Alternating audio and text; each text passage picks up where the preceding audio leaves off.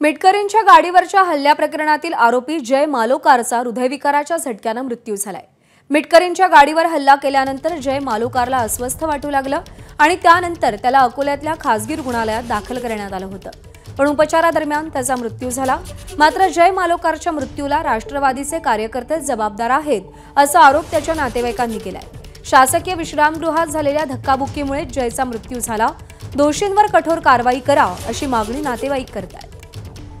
मला अत्यंत वाईट वाटतंय की 26 वर्षाचा एक युवक मगा जो राडा झाला त्या राड्यामध्ये कुणाच्या तरी चिथावणीनंतर तोही बिचारा पक्षाचं प्रामाणिक काम करायला त्या ठिकाणी आला असेल त्यांच्या नेत्यांच्या सांगण्यावरून, पण आज 26 वर्षाचा एक अभ्यास करणारा तरुण एका घरातला अशा पद्धतीनं हृदयविकाराच्या झटक्यानं जाणं हे मला असं वाटते त्यांच्या जीवाला धोका निर्माण होणं, किंवा आज माझ्यावर जर अटॅक झाला असता, मला इंजुरी झाली असती, माझा परिवार उघड्यावर पडला असता, तर यांना काय भेटलं असतं।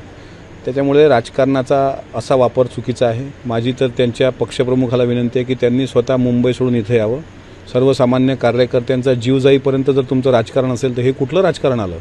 दरम्यान मृत आरोपी जय मालोकारच्या कुटुंबियांशी बातचीत केली आहे उमेश अलोणे यांनी। काल अकोल्याच्या शासकीय विश्रामगृहात आमदार अमोल मिटकर यांनी मनसेच्या कार्यकर्त्यांमध्ये झालेल्या राड्यानंतर मनसे कार्यकर्ता जय मालोकार याचा हृदयविकाराने मृत्यू झाला आणि त्याच जय मालोकार यांच्या आपण घरी आहोत।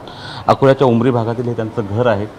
कालपर्यंत अगदी या घरात जय हा हसत खेळत सर्वांमध्ये होता, मात्र आज दुर्दैवानं तो आपल्या कुटुंबियांमध्ये मित्रांमध्ये नाही आहे। जयचा मोठा भाऊ विजू आपल्यासोबत आहे। विजय, काल ही घटना झाली, अतिशय अनपेक्षित धक्का आहे, काय घरच्यांची काय परिस्थिती? सगळ्यांची एकदमच हलाखीची परिस्थिती आहे। कोणीच शुद्धीवरच नाही असं म्हटलं चालतं, कारण घरातला सगळ्यात लाडाचा आणि सगळ्यात प्रेमळ होता तो। बस टोटल फॅमिली डिस्ट्रॉय झाली होती।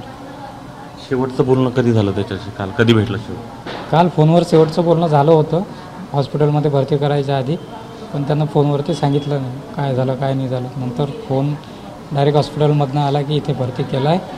हॉस्पिटलमध्ये गेलो तर काहीच नव्हतं। तो मनसेमध्ये कधीपासून कार्यरत होता? मनसेचं काम तर तो साधारण 4 ते 5 वर्षापासून करून राहिला, सातत्यानं करून राहिला आणि खूप मेहनतीनं सुद्धा करून राहिला। हा जे तर चुलत भाऊ आहे, त्याच्या डोळ्यातले अश्रूच त्याच्या भावना ज्या सांगत आहे, काय त्याच्या अनेक आठवणी तुझ्यासोबत असतील? खूप साऱ्या आठवणी आहेत त्याच्या। आता माझ्यापेक्षा खूप 2 वर्षांनी लहान आहे तो, एवढ्या कमी वयात त्याचं जाणं धक्कादायकच आहे।